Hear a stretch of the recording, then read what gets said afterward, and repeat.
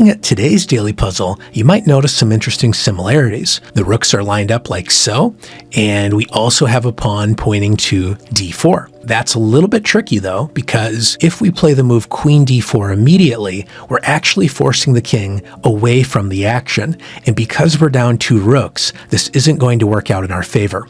There's too many open lines for the king here, and too many powerful pieces ready to shield the king.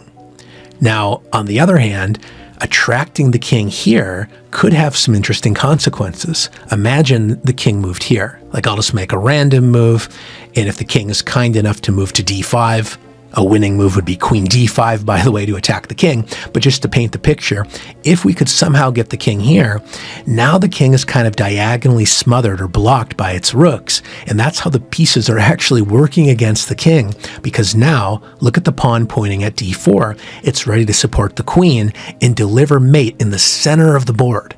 And so going back to the beginning of the puzzle, we have to work out, hey, there's 2 helpers. The queen is the attacker, and it needs some help from a friend. It could be the pawn, or it could be the king. And it turns out the queen actually needs help from both the king and the pawn. The first move we play is queen to e3. We check the king, notice that the queen blocks this escape route, and the king is unable to capture our queen thanks to our king there. So no option other than to move to d5. And now by attracting the king to d5, first we took advantage of the diagonal blockade here by the queen.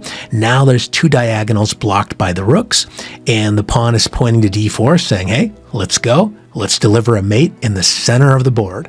Very beautiful idea. Notice the king is unable to capture our queen there because our pawn is protecting the queen, and the king would love to escape using either of these squares, but they're blocked. And notice the king can't move here because our queen also guards that square.